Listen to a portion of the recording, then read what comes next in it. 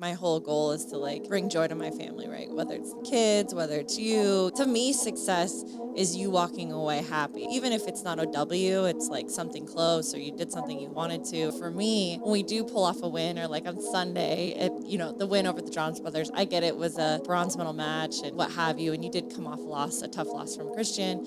But I think for me, like, that's like the time I can like get a sigh of relief and like take it in and like a little celebration of, okay, we just worked really hard to keep it all together and now we found a little success. When you're always in preparation, because we've got back-to-back tournaments, some of life's random things that come up, like we don't talk or address those things because we don't want to put that into the mindset or put that worry on as you're going into competing. We're just so slammed with like reality because we don't face that reality during tournament prep and stuff like that. The biggest thing for me is, just trying to balance, like competing as an athlete, not getting too low or getting too down over a bad loss, keeping my head on right, but also balancing like father life. But no, it's so true. Like I get so focused on looking ahead versus just cherishing what's in front of me or like what just took place. We like walk on the edge of a cliff all the time. When you're like beating yourself up because you just lost your lead or whatever. And I'm like, Kyle, let him get to the cliff, but don't let him step over because once you do, there's no coming back from that. K-Mac knows, like I can be on the cliff and still bring a level. That's good enough. And that's fine. Just stay on the cliff. Stay right there. What's going on? My name is Tyson McGuffin. Welcome to the McGuffin Show. Who knows what episode we are on here? It has been a while. I think it's been like 4 to 6 weeks. Too long. Been too busy. Spending a lot of time playing bronze medal matches. Taking care of children. She had a birthday as well. She just turned 21. So shout out to mom over here, looking hot in her 21-year-old self. But let's see. We went to New York, Orlando. We had 2 weeks in hot Atlanta. First was MLP Atlanta, and then we had PPA Atlanta. I had a fun little trip to Hershey, Pennsylvania as well. So good couple weeks. But I think starting out. New York, kind of cool. Went there for a Lifetime grand opening event right across the street from Madison Square Garden. I mean, badass venue right there on the street. First people pin. walking by, massive windows. People on the street could like look in and see all 7 indoor courts. Or just like high-end club. Even like where you guys sat and did your little speaking panel is like very upscale. I mean, all Lifetimes, I feel like. It's New York, baby. But this being down there, I mean, they hit it out of the park. Yeah, really totally. Nice. Yolo was the main paddle sponsor, so Yolo sent pretty much all their signature paddle players. Benny was there, Colin, Anna, and myself. We were only missing Simone. But I kind of started the day out by meeting the CEO of Lifetime. Good guy. Looks like he works out 3 days or 3 times a day, 7 days a week. Guy is freaking jacked. So fit. And it sounds like Lifetime is fully embracing pickleball, which is super cool. Obviously, PPA has been with Lifetime now for the last couple of years. Seems like, I don't know if it's half of the events, but a good portion of the events are all at Lifetime facilities. All state-of-the-art, super nice, cafe, indoor courts, outdoor courts, swimming pool. Some have a sauna plunge. I like to get in there if they have a sauna and plunge and try to use that stuff. But anyhow, just nice to have all those amenities there and to be playing at facilities where the pro lounge is indoors. I'll tell you what, I do not like going to facilities where the pro lounge is outdoors in a little tiny tent and I'm sitting on James Ignatowicz's lap, if you know what I mean. So it's nice to have a little space. But anyhow, the Lifetime event, we got there. Andre Agassi was there. He was obviously the main attraction. The Yolo pros were just kind of a little side piece. I've always been a fan of Agassi. Growing up, watching his matches, just seeing his grit, how tough he was, and just his style. Like he had the crazy hair going on. He'd rocked like the pink liners and all the fun clothes. Jean and shorts. I definitely took a little slice out of his book, if you know what I mean. But anyhow, got to talk to Andre, and it was just cool that. Got to do an event with Andre. Kim Kleischers was there as well.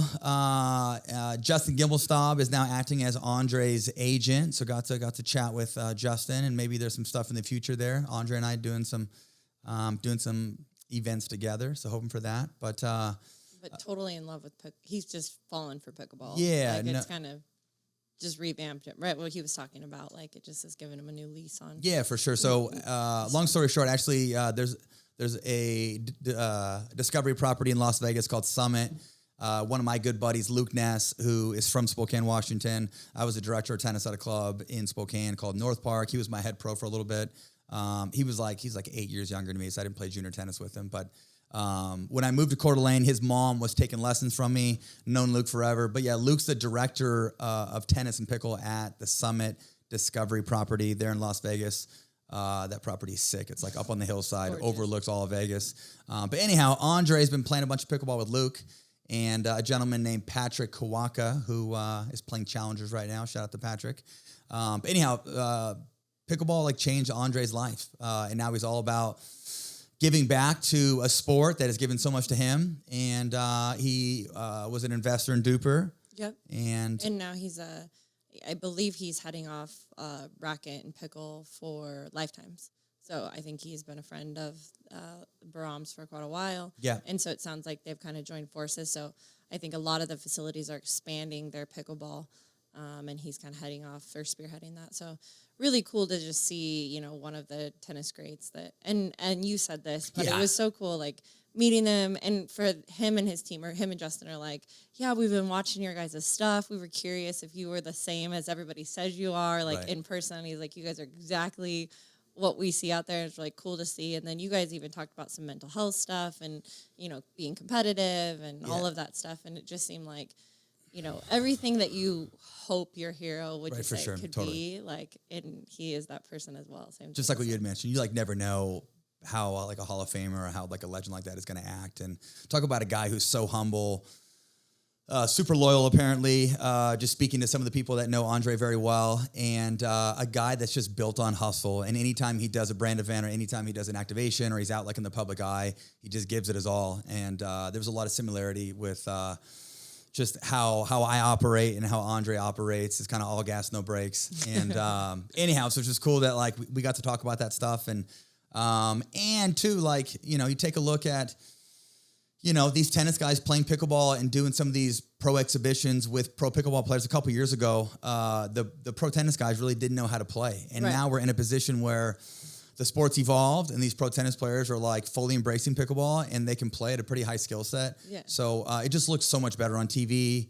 I mean, speaking to that, like watching Kim play, I don't know, I keep going back to this, but like Kim Clijsters, it's like watching her play. Hits the living life out of the ball. Oh my gosh. Like watching the level that was just in that little fun pro exhibition, like I think like she could easily come on tour. I mean, maybe this is stepping out and saying something a little too bold, but I think she could easily like come and like, I mean, her level was like incredible, and it's cool because like you said, it kind of validates like seeing these high-level tennis players now having a higher-level pickle game. It just, like, validates the sport and shows that, I don't know, it comes full circle. But that, to me, like, kind of blew me away. Like, Andre had good game, too, but you could tell Kim has obviously spent some time.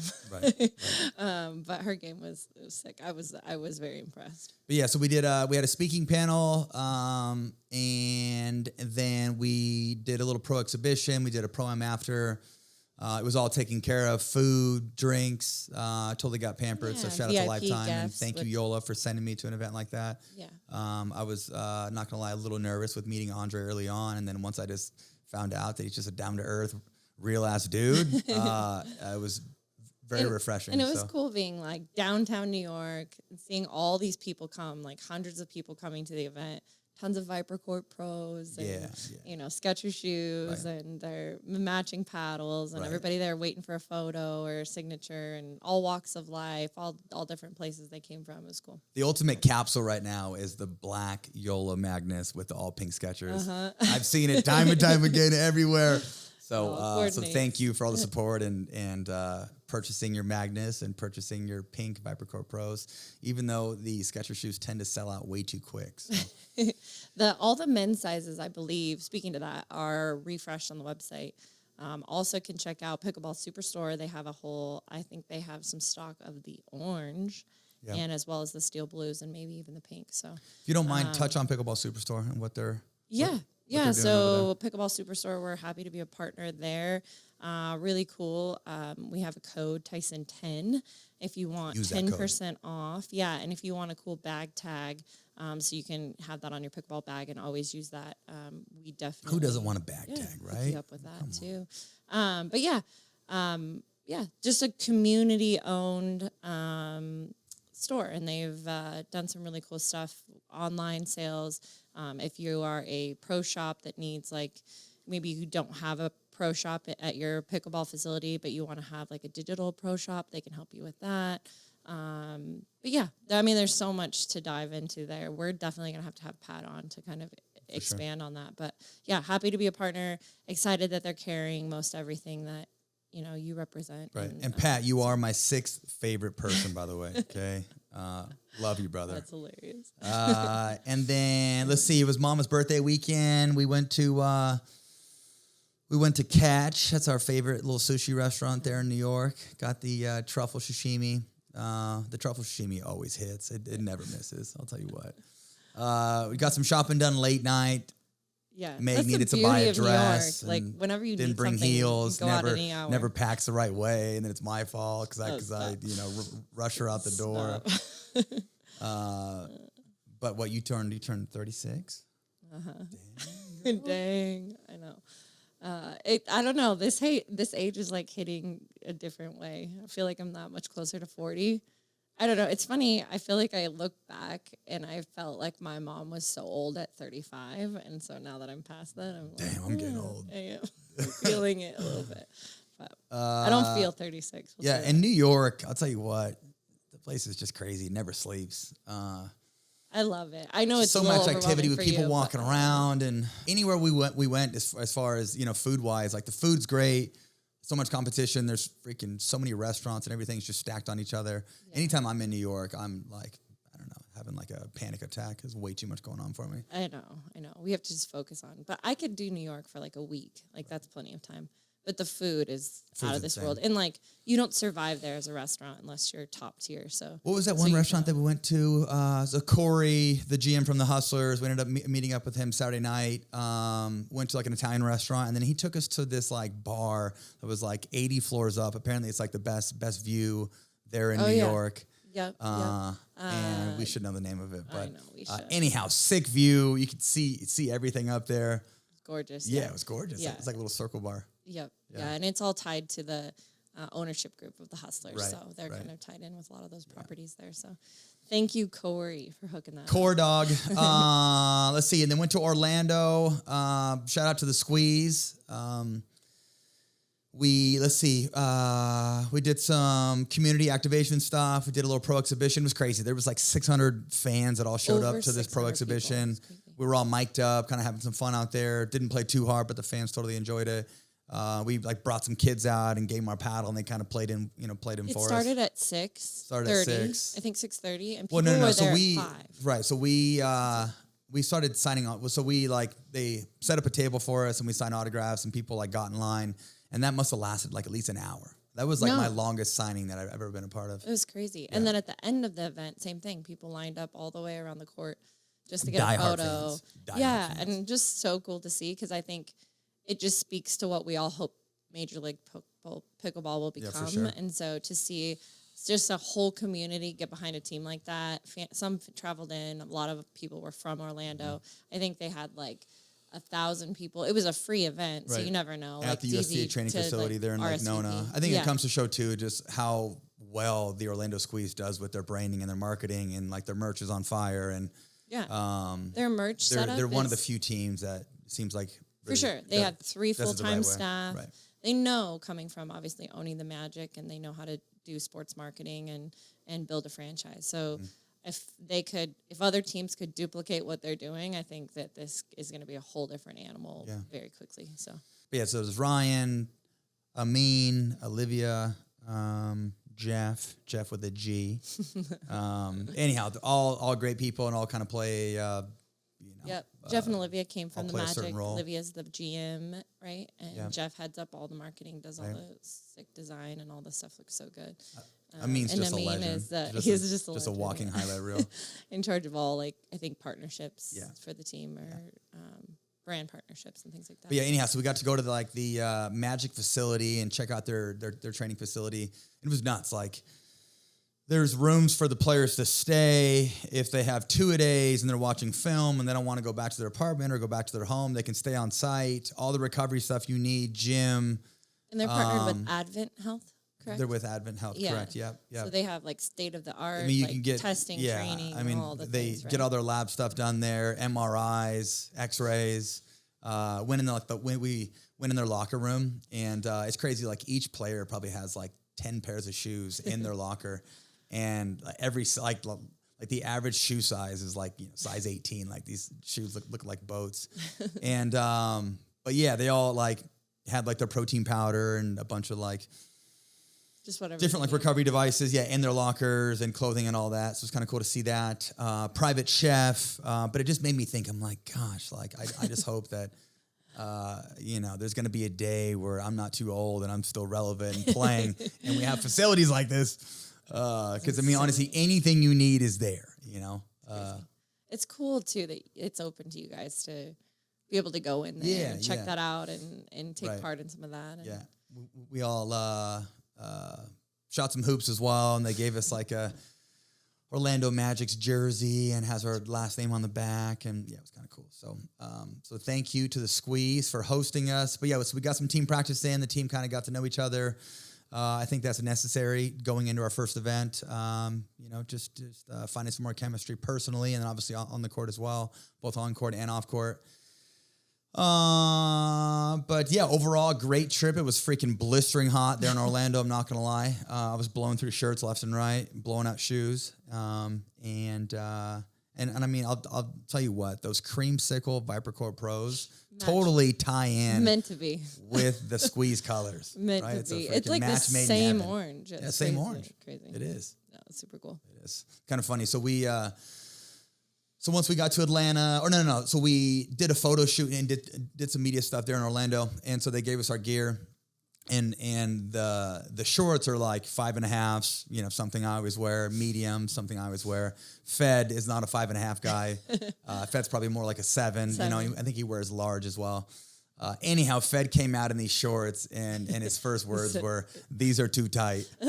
These are too tight." Not it. That's so But the funny thing about those shorts too was that when you get them wet, which you get usually I don't wear underwear, so because you have liners in your shorts. Right. So we had to is this whole thing about like Tyson and see-through shorts. Right. Like we got to address the issue before. And Jeff's like, bro, there's kids around here, okay? They cover up. Nobody wants to see that. No, nobody wants to see that. Only your wife.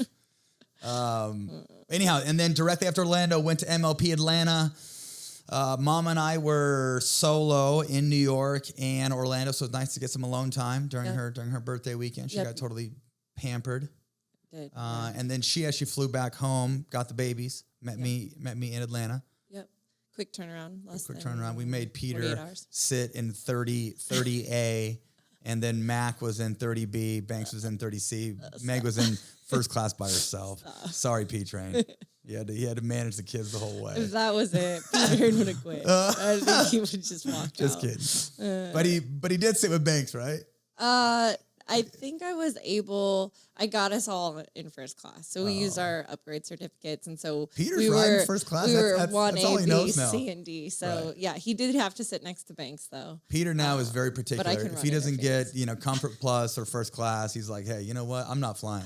And what is his drink order? He wants his vanilla latte. He wants his vanilla latte early, 7 a.m. If not, he's a cranky brat. No, he says his hands are just going to be shaky. His hands are going to be shaky, right? He's going to not be a it's not going to be cinematographer. He's going to be a videographer, and there's a big difference.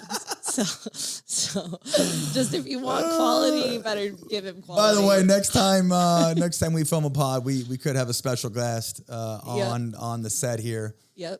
Bringing all the hot by topics. the name of Peter. Red hair, pythons. P-train. Built like an ox. Eyes up here. Yeah, keep your eyes to yourself. Okay? I'm not just some piece of meat. Okay. Oh, man. Anyhow, ATL Lifetime Facility there. Probably one of the best facilities in the country. Massive. It's the USTA training facility, or it's one of the USTA training facilities. There's just a ton of tennis courts there. But it seems like The first time we had a PPA tournament there, I think it was 2020. There was no permanent pickleball courts. Now there's 6 in the back, which is kind of cool. And I hear they're building some more. Yeah, inside, looking to expand indoors. 12 indoor. And let's see here. Yeah, so I think the attendance was, it wasn't as high as previous or as last year. I don't know if that has something to do with just the fumbling of the split and we merged back and there was confusion there. Or maybe it's just the first event of the year and we kind of need to, get the season rolling a bit more, or fans aren't really aware of how the season goes. But it was kind of interesting too. Last year, I personally even though we can't fill that whole stadium, I kind of personally like center court being center court by itself and not having 2 center courts. I mean, even though they call it championship court and grandstand, it's the same courts, the same dimensions. Yeah. Same amount of room in the stands. Honestly, the way that PPA did it afterwards, where they did the branding, they had some signage that they pulled down across the top. Smart. However many bleachers. So it forced all the fans to sit close to Makes the it court. more intimate. So, but by Championship Sunday, they had removed all that signage because it was full. Right. So, I think how smart, right? So if they were to make that just one court, do some branding and signage all the way around. Yep. VIP, I think, was cool how they had that all open on one side. Sure, so that was awesome. And then, I think just that night, it was a little tricky because the way they situated the canopy over VIP, right. It was it was blocking shadows. The lights and stuff. I'm not gonna lie, it was a little dark out there, but I thought for the first event, definitely ran well. It was kind of interesting how some teams played 6 matches, we played 3, DC played 4. And they were all just for points accumulation. So eventually you'll play your ones that someone else has already played. Right. You'll catch up. SoCal Hard Eights, challenger team ended up playing 6. Kind of cool. There's a kid named Max Manthal, calls himself Purple Jesus. Long story short, I actually used to play junior tennis with Max back in the day. His parents had a condo in Lake Chelan, knew my parents super well. And he used to beat the living snot out of me in junior tennis. The only time I actually made it close, he was a Seattle kid, so he's used to playing indoors. I'm in Central Washington, deserty. It's hotter than hell, in the summertime. So, my home club ended up playing him in the finals, and it was 105 out, typical Central Washington July day, and I ended up losing in 3 hours, 7-6 in the third, and that's the only time that I actually made it close. Center court, home club, hotter than hell, still lost. But anyhow, Max is playing for SoCal Hard Eights. He's got the long hair flowing, Purple Jesus. Super talented though, and no, it's just cool to see kids that I grew up with now pursuing pickleball, and there's some money involved, and it's all kind of full circle, Yeah. But awesome. Him and Eric Lang held it down, played super well. And I don't think their team did all that well, but as far as their men's doubles, they definitely rocked and rolled. Cool. But so our results, we ended up going 1-2. Shame on us. I'm not gonna lie. I think our team was a touch flat. There was a couple matches that Fed and I were up, we were up by 5 or 6 against Hayden and Tardio, and then we're up by 4 or 5 against Pablo and Christian, and we just got to find a better way to kind of lock in late in matches. Keep our foot on the gas, try not to play, not to lose. And, but I feel I don't know, we were the first team, we were the first match to go out against the St. Louis Shock. That was Saturday night at 6 p.m. And we should have set the tone and won that first one. But ended up losing to the Shock, and then we beat the Hustlers on Sunday.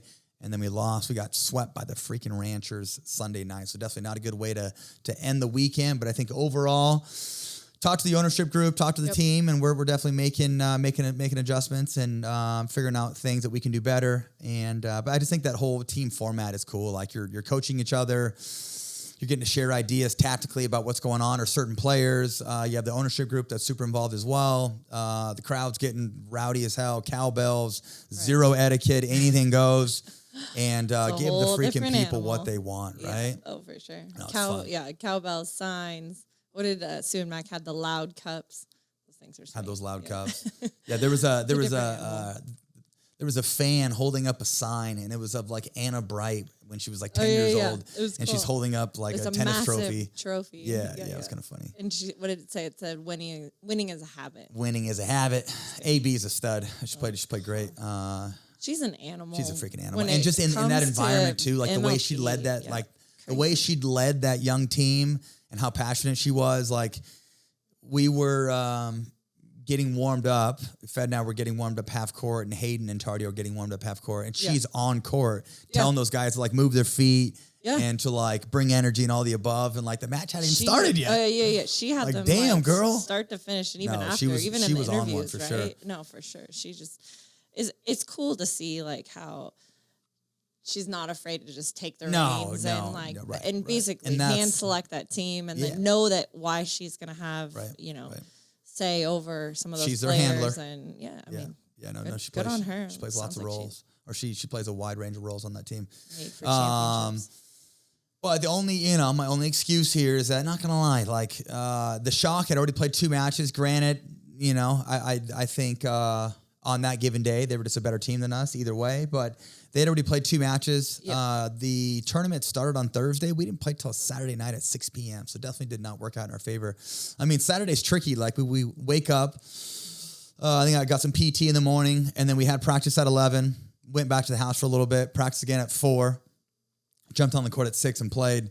So those are just kind of, I don't know, tougher days. Like, you're thinking about the match all day long. I'd rather play the match at like 8 a.m. and just get it done. That's the worst. I think waiting all day long. And it was weird, like literally practicing in the morning and then coming back, showering, and then going back. Practice again. And So it was a little bit of a slow start. And that's how I think what it felt like, watching it too. Just seemed like it was just a slow start. Yeah. But anyhow, Fed and I need to close out matches. And our girls, that was their first time playing together, so they can only be better next time. Viv and I had a match point against Pablo and Etta. Should have went 3-0 over the weekend. Didn't happen. Ended up going 2-1 and lost that one. And Fed and I should have went 3-0 as well. So I should be 6-0 right now, chilling. But instead, I'm sitting at 3-3. So, so after Atlanta MLP on that sad Sunday night, came home, spent some time with the kids, hung out. Actually, no, Monday morning woke up. We had a media session with PPA. So we ended up meeting at a studio. There was a bunch of players there doing doing interview stuff, and we got photos done and. Got some content done Monday morning, and then that night I actually flew to Hershey, Pennsylvania. Met my agent there. That was our first road trip together. It was a boys trip, and that was our first one. And show off that bar right there. We actually just signed with a new brand called Fulfil, owned by Hershey. Yep. And so kind of cool. We got to check out Hershey Chocolate World, and they gave me a full tour. I'm not a big sweets guy, even though I love the bar. So I wasn't eating chocolate as I was touring Chocolate World, but there was a ton of people there. There was like a full. They had like a stadium there. Apparently, like they have music concerts, a bunch of roller coasters, and like an amusement park. So lots of stuff going on there. And then that same day. Taught like 2 clinics back to back for some of the employees at Hershey, and then ended the day with doing some content, some media stuff for Fulfil, and jumped back on a plane Tuesday night. Rushed back got to Atlanta. Like 8 p.m. Yeah, 8 p.m. Drove home. Right. Atlanta traffic sucks. It's tricky, I'm not going to lie. Gosh. And even though I was more than excited to sign with Fulfil, my wife knows that I was not a big fan of it's just, the day before the tournament, freaking jumping on a plane and flying there and getting it all done. But I got it done, and I wasn't bitching and moaning. Yeah, it was just tricky before a major because of the progressive start. Like, you start playing on Wednesday. So that's a really quick turnaround to not get touches in practice, and instead be flying and then get a little bit of sleep and then out there on Wednesday. But you made it work. It was all good. But next time, try not to stack stuff on a major. But yeah, getting it figured out. Anyhow, so went right into PPA Atlanta, same facility, Lifetime, and Wednesday ended up going 2-1, won singles, lost in mixed. It was my first time this year playing with Lacey. I played with Lacey last year a little bit. Lacey did not play well. Kudos to Paris and Hunter though. Paris played great, and honestly, that's like the best I've seen Hunter play. Hunter's just what he's able to do with his hybrid drop. He's getting more on the serve. Like the hands are super heavy, closes well.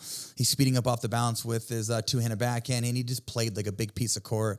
And anytime we were dropping and trying to come in, it seemed like he was just taking up such a big piece of the court, being aggressive on his 4th and 6th. And no, it was one of those matches where I truly felt like there was added presence in front of me, and Hunter did a good job of that. Let's see, Thursday rolling. Thursday, I actually played Yates Johnson. Last time I played Yates was like first round in North Carolina. Ended up losing in 3. And so this time going in, not gonna lie, I kind of kept that match in the back of my head. Wanted some revenge, and I ended up beating Yates in 3. I'm up 10-6 or 10-7, game 3, kind of being a psycho, and. I don't know, like my level dropped, and there's been a couple matches this year where there's been more than enough matches this year where I just don't play at the level that I should. Come game 3, my level kind of drops, and so something I've been working on mentally is just kind of locking in, bringing my best stuff late in games or late in game 3s, and like I felt it was weird. Like I've been playing professional pickleball for 9 years, and I'm known to be the guy that always ends well during matches and can kind of lock in. And even with all that added experience, like at 10-6, it felt so uncomfortable, or I felt so insecure at closing a match out at 10-6. I felt like I hadn't done it in such a long time. And so and something I say as I'm teaching camps or, during educational videos is everybody puts their underwear on the same way. And it's so true. It doesn't matter how many matches I've been in. At that given time, I felt like the handcuffs were on me, and I just had a tougher time closing that match out. He ended up coming back. It's 10-all. I look at my wife. I call myself a choke artist. Saying God knows what. Peter captured me telling you, no, you're not. Right. No, you're not. Just okay? play. No, you're not. Play, Daddy. She's over there praying, every 10 seconds. No, but the magic and speak to me. J-Dub, I was definitely praying. Right. Not J-Dub, Dylan. Right. When you were playing Dylan inside, that was a tense match. Right. But, in the Yates match, 10-all, fought off, I think, 2 match points. This one match point, hit a shorter return. I'm in deep water. I defend, some wider volleys. And not going to lie, Yates has a sitter in the middle of the court, ends up missing it. And right then and there, I'm like, okay, I have life. Go. I got life. It's go time. Ended up raising my level and was able to get it done 13-11. And then Declan and I ended up, I think we played Jame and Rafa later on that day. Ended up getting a dub there. Friday came around. Friday played Dylan in the morning. Last time I played Dylan was Palm Springs Masters. And not going to lie, that was the first time that Dylan beat me in singles. And that was, I think, one of the few times that Dylan has made a final in singles. And he played super well. Anyhow, I kind of took that same mindset going in. Hey, I have a chip on my shoulder. This guy just beat me a couple months prior. I feel like I'm the better man. And he ended up rolling in game 1. Rain came, and if there was a reoccurring thing throughout the weekend was that we got a shit ton of rain. So the PPA did a great job of moving things in and out and, making the schedule fast. Efficient. Yeah, right. It was just crazy though. Championship court would be packed, right? And you're playing on championship court and it starts raining. And then everybody piles indoors. And somehow they ended up putting bleachers indoors. Yeah, that was... Are those permanent bleachers? Whoever thought of that. So I think they're going to put permanent 6 courts over there. And so I think the bleachers were covering 2 of the permanent courts, and then they had 4 courts exposed, but they were only using 2, right, for play. So, but yeah, they had it all set up. So there was multiple times. Yeah, and it was louder than hell in there. So anyhow, so lose game 1 to Dylan, and then we ended up going inside. I think going inside definitely suited me. Living in Coeur d'Alene, I tend to play a lot inside. Won game 2. I'm up, I think 9-6. I'm up 9-6 in Game 3, and bring it back to 9-all, and end up winning 11-9. Clawed and fought, screaming at my wife the whole time, in somewhat of a positive manner. Was it Hunt that came over and he was like, "You said every prayer in the book," right? Like that. Yeah, for sure. No, that was tense. Tense, and it was inside, and there was lots going on, and nets were being moved around, and people were walking all over the place, and that was the one downside was they didn't really have the flow figured out for like people coming in and out. No, and it was so tight. There was only one way in and one way out. And you were like, people were walking through the court. And so I heard at one point someone saw like this guy had this chili dog and he was like trying to get to the bleachers and dropped his chili dog like all over the court. So they had to like clean it up. And then poor guy, he just like left it there and walked up. All the guy wants is just a bite of his chili dog, right? Yeah, right. Where did he get that? I feel like that's something that you kind of hide. Everybody eats them, but like, you know, I don't know. I feel like that's something you kind of hide that you're eating, and then to like drop it in front of like hundreds of people is probably pulls it out of his car. Little embarrassing. Yeah, they're definitely not selling chili dogs in the Lifetime Cafe. Made it the night before. Took it for lunch. Why not? Anyway. And then that night, Declan and I ended up getting a good dub over James and Pablo. Same thing. Played game one outside. No, sorry. Played game one outside. Won game one. Yep. Won game one. Started raining. Went indoors. Crowd came in. But yeah, the audio or just the tone of fans and the excitement inside compared to outside. Inside was freaking rocking. It felt like the fans are just right on you. Right. No, for sure. But we ended up beating those guys in 2.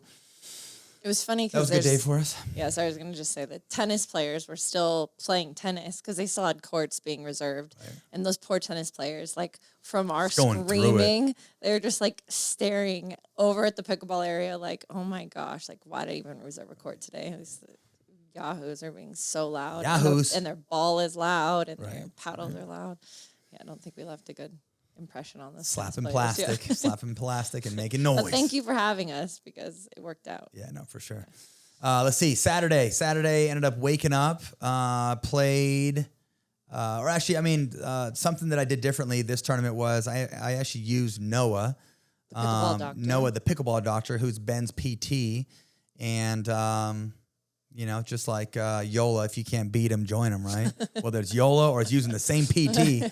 Anyhow, so I actually used Noah throughout the whole tournament, and just talking to my team the last couple of weeks. I think if there's something that's very necessary just in my career, it's longevity and keeping my body healthy and all the above. And it seems like just the last 2 years, for gosh sakes, I freaking feel my age. It doesn't matter what I'm doing, cold plunge, peptides, high protein. People don't realize that you're 10 years older than most of the field. I mean, to be honest, if we're being real, not to throw age in there. They just see the teeth and think, No, but what I'm saying is like, I mean, they don't realize how much we put in, or maybe they do, into recovery, about how necessary that is for you to be able to spend half my time 10 in every category throughout your whole career, and you've been playing for 9 years.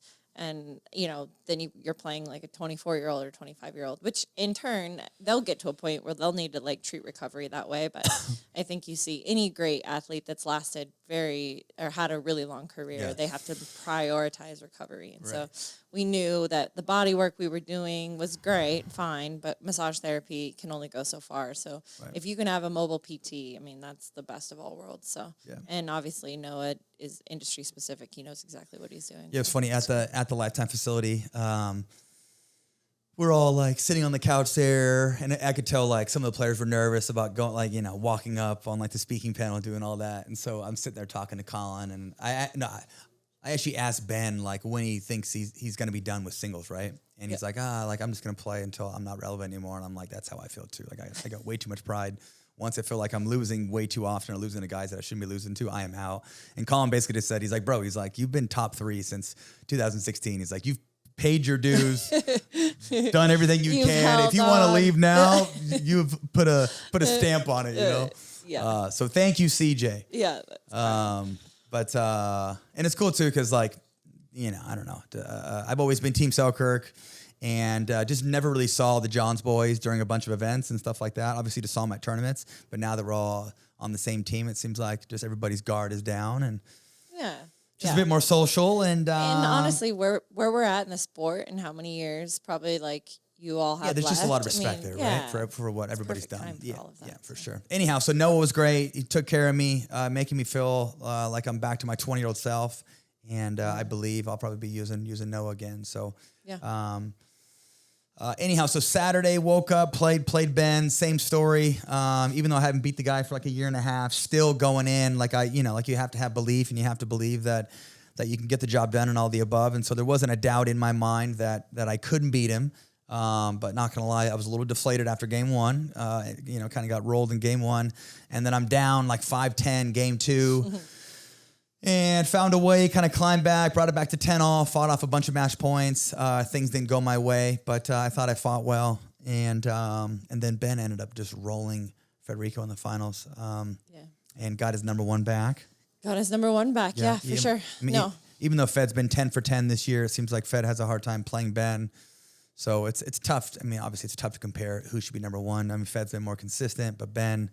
Yeah. Seems to be getting beat by guys that Fed, is beating in 2 or 3 games and is beating not fairly handily, but it's been beating very, very consistently. But when it comes to Fed playing Ben, I was talking to Fed about this. Just seems like it's a bad matchup for him, and Fed kind of plays a little similar to Ben, so I think that plays a part. Anyhow, later to Saturday night, Declan and I ended up playing J-Dub and Dylan.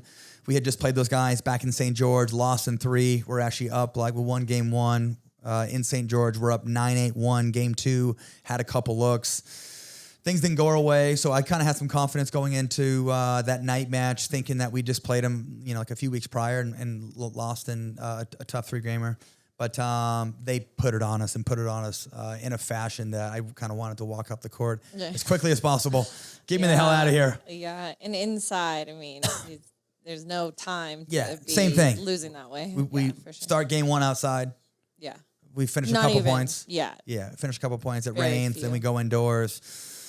Those guys played well. And those guys obviously, made the finals. They ended up beating Matt and Federico in 4 games. So it seems like, the Johns are getting beat a bit more this year. Yep. Dylan and J-Dub are obviously very consistent. It was cool to see, obviously, Federico and Pablo split. And so Pablo played with James. We got a win over them Friday night. And Federico played with Matt Wright. And they played super well together. They had a win over the Johns boys. That was Saturday night. And not going to lie, this is what happened. Ben doesn't like to play indoors. So Ben was told that he was going to have to play indoors. And Ben basically said, I'm not going to play indoors. So I don't know if he left, or I don't know if he just was like waiting around the venue, but he was planning on not playing and I guess just defaulting. I was talking to Declan about this. Yeah. So PPA somehow found a way, because it was pissing rain all day Saturday. They found a way to clean the courts up, get the match done outside. Find a window, yeah. Right. I think it was like they announced an hour delay, if not sooner. I think it ended up being sooner than that. So. Right. But no discredit to Matt and Federico, but there was just a lot of variables there, and it sounded like the Johns weren't going to play, and they ended up playing. But Federico and Matt played super well. Matt, used the lob cross court, sped up line, sped up at Ben's hip. Seems like if you are going to beat that team, you have to go first. You have to go early. You kind of have to make it chaotic. And Fed, as he always does, kind of plays steady Eddie on the left, didn't miss, and look good in transition, was always getting him up and established. Anytime he had the opportunity to speed at Colin, he was doing that. And it just seems like the Johns were just a little off. But cool to see that team first time playing together break through. Yeah. And then let's see, come Sunday I ended up playing Christian. I've been playing a lot of bronze medal matches, not gonna lie. Declan and I, the last 3 weeks, LA, St. George, and Atlanta in men's doubles. I was second in LA, bronze in St. George, even though the Johns defaulted, but I'm still taking it. And then we actually beat the Johns. It's been a long freaking time. Great for my sanity. Yeah. Beat the Johns. And honestly, I don't know when the last time Declan had beat the Johns, but I'm pretty sure it was longer than my year and a half of not beating them. Has he beaten them? I think him and Stone back in the day. Maybe it was like 2019 or 2020. I could be totally wrong, but I'm almost certain it's been a long time. And it's always a tough matchup for Declan too, because like they're all good friends. They all know each other's game very well. They live in Austin. They play a ton together. They practice a ton together. But we ended up getting a win, 11-9 game 3. And anyhow, in the morning, played Christian Olson. And my level this year in singles has kind of been all over the map. I ended up I should have won game 2. My level dropped at the end of game 2. Game 3, I'm up 9-6, rolling. And story of my life, I just kind of, just like the level drops a hair. My opponent, finds a way to kind of break through and raise theirs. And to Christian's credit, I had him in a couple of tough, tricky situations, and he was down 9-6, and he came up with some pretty good passing shots.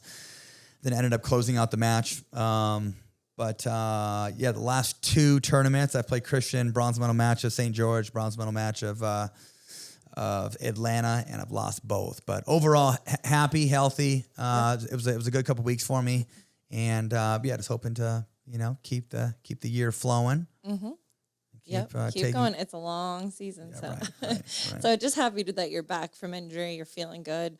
Obviously, your results are reflecting it, and so it's only up from here. So cool to see you and Deckel playing better and better together and kind of finding it. And for sure, Deckel's playing well right now. It's the best I've seen Deckel play for sure. He's got a lot of confidence and ceiling's super high, and it seems like he's been kind of bringing his A game the last couple weeks. He's developing weapons. I mean, really. He's really found ways to outdo players, even with the new serve rule. I mean, I feel like, there's just different parts to his game that he's actually using all the stuff that you look at him and say, oh man, he should be dangerous. And he now is. It was kind of funny because, and I don't know why the communication was so late, but a day before MLP, or maybe it was even like the day of the no serve rule. Right. So the MLP came out and said that we could use the old serve rule with tossing the serve up. And it's kind of funny. That day, we actually practiced against DC. So it was James Ignatowicz and Deckel, who both just hit the living shit out of their serve. Yeah. And let's say K-Mac was more than pleased that Deckel and James could go back to the old serve. And no, honestly, Deckel's serve with him tossing it up, I mean, that's kind of what I signed up for this year with playing PPA. So I was a little discouraged that we had to go to more of a drop serve, and there's a big difference in Deckel's drop serve, and Deckel can vouch for this as well, compared to his lifting, tossing serve. But yeah, I mean, I don't know. I feel like it should be one rule. Like, it's silly that we're playing back-to-back events and there's different rules. I mean, obviously, like the rally scoring is fine. I could care less that the scoring format is different, but yeah, to play an event like Thursday through Sunday where you can toss the serve up, and then come 2 days later, like Wednesday, have a different serve. the next week, you're using the drop serve. I think there should just be one set system.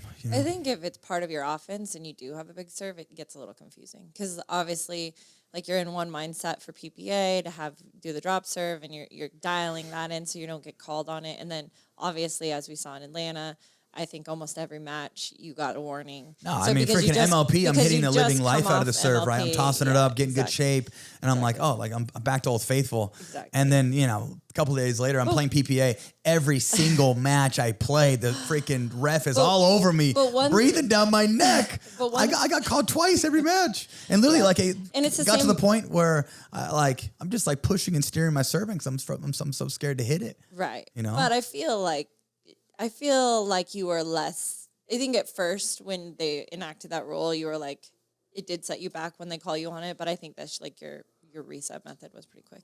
You didn't let it stop you. No, right. I mean, they obviously warned you, and then you just adjusted, and then you kept it in. I think there was only 1 or 2 matches maybe you lost a point over it, but but for the most part. So refs, get off my serve, okay? Get off of it. Let's see here. Do you want to? Yeah. So also during PPA Atlanta, I had 2 Miller Lite brand events. The first was at Pickle and Social, new club. Yep. There in Atlanta, indoor outdoor pickleball, kind of like a chicken and pickle. Food and beverage, beautiful layout. Yep. And I did a little clinic and meet and greet Q&A. that Miller set up, which was kind of cool. The food there was so good. That was one of the better activations that I've done for him. And then the following night, we actually did one right outside the Brave Stadium. It's called the Battery. Yep. There's restaurants all over and condos, and so it's a cool little setup. Yeah, like it's this really big open community. Tons of restaurants. Right. And an ex-Braves pitcher. Yeah. Which crazy. Just found out there that was his first time playing pickle. Right, and he didn't look like it. Yeah. And the funny thing, ping pong player. So it's funny. So over the weekend, I met two dudes. One at PPA. Both of these guys, kind of funny, had two sleeves, right? Had tattoos, two sleeves, and had 20 brand new veneers. Sounds just like me. I swear to God, same dudes. I think right? it's funny Sleeved up, brand new veneers. When guys, veneers white as hell. When guys recognize see them from 3 miles veneers, away. You guys have like a radar for each other's veneers. That's it, right? Silly. Get all inked out and bring in the whiteys. It's a look. Oh, shoot. Anyhow, so Bill from Miller, I actually had his wife Cheryl in a camp Monday, Tuesday. Cheryl was a complete all-star. She's so was sweet. Kicking She's Meg's butt over here on day game. one, yeah. dinking her to death. She was being way too nice to me. I could tell she was holding back. Yeah, she's holding back. Come right. at me, Cheryl. Yeah, come at me, Cheryl. Bring that heat, Bring girl. It's okay. Make me pay. But yeah, so Monday, Tuesday after the event, or actually, let's see. Why don't you speak on Sunday night? Sunday night. Right. Oh, what about it? No, I think the culmination of when I'm on the road, and obviously I'm in the supportive role, right? Like I tell him this just in general and family in general, like my whole goal is to like bring joy to my family, right? Whether it's the kids, whether it's you, and help find success, or just really, to me, success is you walking away happy. So even if it's not a W, it's like something close, or you did something you wanted to, or you feel good about it. That's a win to me regardless. And so I think leading up to a tournament, right? Like I kind of guide and steer to where like you let stuff roll off. You don't like pressure too much. You like everybody's kind of prepping up until you're competing. And then we just want to get through competition. And so for me, when we do pull off a win, or like on Sunday, the win over the Johns Brothers, I get it was a, bronze medal match and what have you. And you did come off a tough loss from Christian.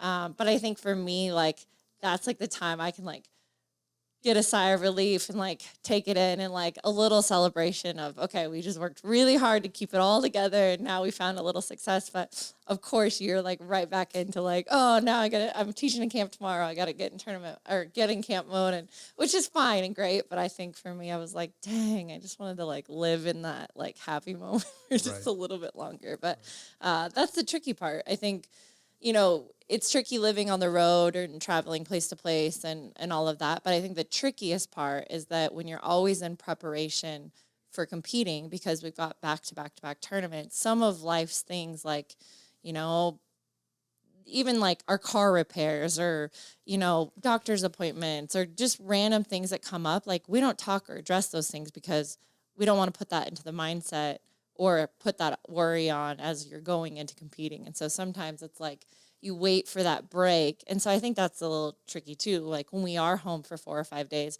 we're just so slammed with like reality because we don't face that reality during tournament prep and stuff like that. And so, yeah, that's always tricky. I mean, all in all, like, problems we would love to have. I mean, I'm not complaining by any means, but it is a little tricky sometimes. Right. Just, give me the day. Give me the celebration day, which I know too, if you weren't that competitive and you weren't that kind of person to where you're like immediately back to the drawing board.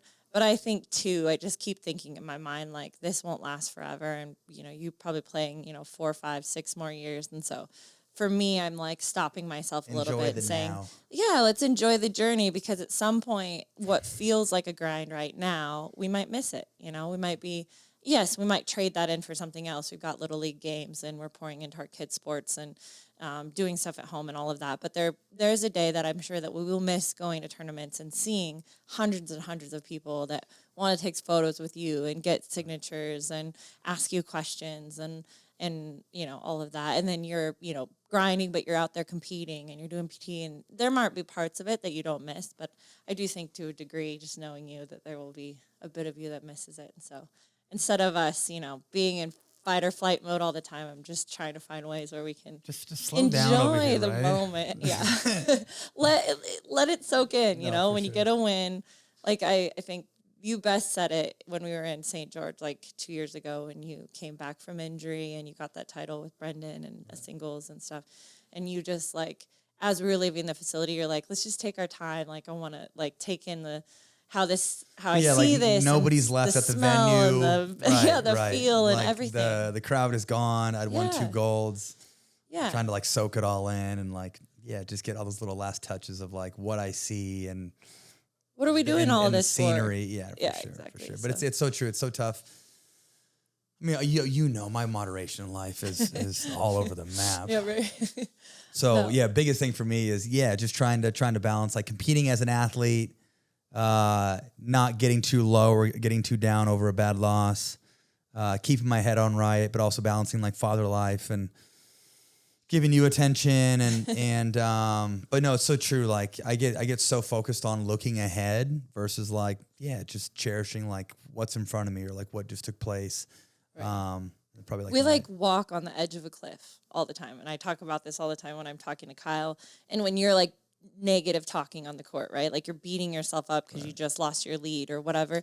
And I'm like, Kyle, let him get to the cliff, but don't let him step over because once you do, there's no coming back from that, right? K-Mac knows, like I can be on the cliff and still bring a level that's good enough. And that's fine. Just stay on the cliff. Stay right there.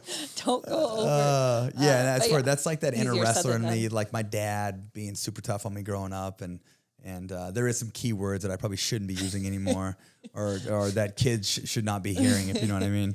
But no, it's so true. Like, life is so much more easier or, you can just grasp onto things and like enjoy memories by not thinking ahead, right? By soaking in the now, you know? But it's true. Like I lost to Christian early on. I was, freaking getting ready to like get in the car and go home and like, and I didn't think like the Johns were going to play the bronze medal match. It seemed like they weren't. All of a sudden they're playing early. And then I'm like sitting in the car soaking, all pissed off. Deckel texts me and he's like, bro, I think we're going to be going on in like 30 minutes. And I'm like, no fucking way. Okay. So I go back in the venue, change real quick, get my act together. And not going to lie, like from the previous night, just getting destroyed by Dylan and J-Dub, I had zero confidence going into that match. Like I came in very insecure thinking like, I could care less about being out here. I've been on the road for the last 10 days. I am grinded out. I got nothing left in the tank. And I don't know. And there's a like a little slight thing of like having lower expectations and going in and like it takes the edge off a little bit. And you can play like a bit more free. I don't put so much pressure on myself. And anyhow, got out there, got my act together, played well, and it was one of the few matches where we actually put me on the left, kind of towards the end there. And was able to come away with the W. So, but yeah, like after that match, I'm so focused on the camp, like the next day, and managing pros and 40 people and all the above, and and it's silly because this is no flex by any mean, but I've done so many camps that I could teach a camp like with my eyes closed. It's right. And even though it's like taxing, like you get so much from a camp, for sure, right? Like everybody there is just so happy to be there. Right, They've traveled from all over the world and to be there, so it's really cool. But camp was super successful. It was fun to see everybody after the fact. I got to jump in for a little bit. That was fun. Play a little bit, and Sue and Mac were there, and Emily came, which was great. Always good to have Emily. Always good to have Emily. All the guys, had the guys over for dinner. Yeah, Ethan, Alex Pops, trains with Andre there in West Palm. And let's see, Mark Milner, my old tennis coach. Matthew is a guy that I played college tennis with. And actually Peter, who may be making a special guest appearance next week. Peter also played college tennis with me. Peter on the pod. Yeah, talk about being loyal to my boys, huh? I know. Old tennis coach, old college tennis buddy. Okay? Yep. Find them and you keep them. Yep. Right? You find good people and you freaking shove them in your back pocket. Yep, for sure. Let's see. Looking ahead, I was going to say. No, go ahead. You, girl. Looking ahead, we've got our little partnership with Duper and RPPK, which is new for us, but exciting. RPPK has a has a reputation worldwide for their certifications in coaching or teaching coaches. So, so cool to kind of join forces there. It's all new for us, so it'll be kind of you over the next several months, kind of helping them polish up what they've already got rolling, and then in tandem with that, you're going to be building your own certification. Come end of this year, 2025. It's going to be a bit more advanced. And yeah, just trying to come out with like a teaching cert that's very modern based, that teaches like the new modern game. And yeah, I taught tennis for 10 years, was USPTA certified. I've been teaching pickleball for a long time now. Been PPR certified, IPTPA. So just kind of have a general idea on what's missing out of these certs. And but yeah, just kind of piggybacking off of RPPK. So RPPK is coming out with level 1, level 2, a teaching cert for managing clubs, and then a teaching cert for tournament director. And yeah, mine's going to be a bit more advanced. So. Correct. And so yours will just have a lot of meat and potatoes on the curriculum side. Your whole philosophy on some play. social media marketing and like, you know, lesson plans for private lessons, group lessons, running camps, for your club, programming, all that good stuff. But just kind of my take on how the advanced cert should be put together. Yeah, so cool to join forces with. Obviously, Duper is amazing, and now recognized as the universal rating system across many facets, and so aligning ourselves with them, and then obviously with the RPPK's like reputation for teaching and that sort of thing. So we're excited. It's a new partnership, but we're excited to just dive in. And the first round, I think they're hand selecting 60 people for the World Integral course, which is led by RPPK and enhanced by you slightly. But cool too, you will actually be there on day 2 of that certification in Sacramento, and you'll be giving everyone there like a free 2-hour sneak preview into your certification, which hopefully will come out, if not the end of this year, early next year, which will kind of be something that they can take in addition to if they want to. So yeah, excited for that. And then out of those 60 people, they'll actually be choosing 20 individuals that really know what they're doing. Of the top instructors that'll be teaching other teaching pros. So they'll be brought into the Train the Trainers course for free, and so they'll be essentially the trainers that can go out and do these certifications in the future. So yeah, super exciting stuff for sure. Also too, right next to my left here is an Erne machine. Look at this nice pretty thing.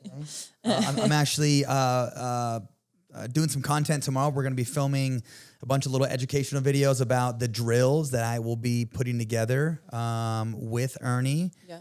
And super cool machine. I mean, it's app-based. It can do the directions that it can put the ball and the locations it can put the ball, much different from the typical ball machine that you have out there. Yep. And some really cool features to where you can program your own drills on the app. There's going to be pro player specific drills on the app as well that you can use.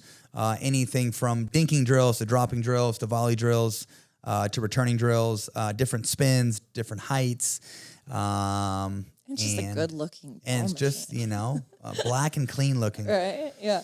So excited for that partnership. And then one other Hell's Kitchen. Yep. Hell's Kitchen. Hell's Kitchen. Let's see here. The first 100 members to sign up will be taking a clinic from me in the future.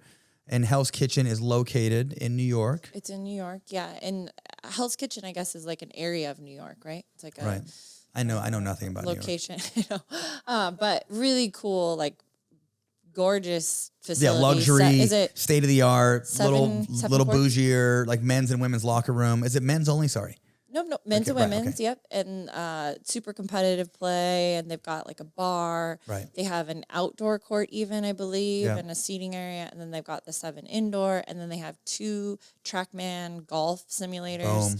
Anything you need there, baby. Yeah. Food and bev, golf simulator, indoor, outdoor. Very exclusive. High-end, very exclusive. I think they're capping the members, so it's going to be kind of a gold rush for people to get in the door. So if you are not, or if you're in the area and you want a place to play, I would get Hell's Kitchen, baby. Quickly. But what's cool, the first 100 members that they get, they're doing like an exclusive grand opening, which you'll be there and you'll be teaching a clinic for them also. It'll be really cool. And you got your own locker there with your name on it and stuff. So But the facility looks super, super cool. And for a place of that size in New York is kind of unheard of. Yeah, for sure.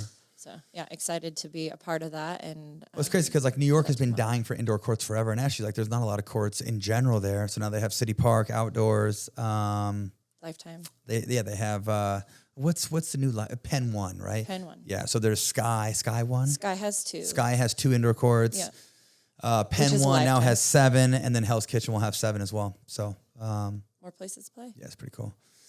Also, to my right over here, I have brand new Rainstorm flavors, and I've always been a Valencia orange guy, but I'm not gonna lie, I've been really digging the mango.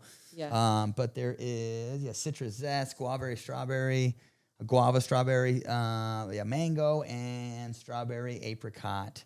Yeah. So if you are at a PPA event and you are walking by a Rainstorm booth, check out those drinks. They're always free. They're just passing them out. Yep. Good for And it's one of performance the based, only- 200 milligrams of caffeine, We've low touched in on this sugar. before, but you don't see athletes drinking energy drinks on a sideline. But with this, like I've seen multiple players that are sipping this before a match and with no problem. Sure. Very light, very easy to do. And I've kind of like replaced it.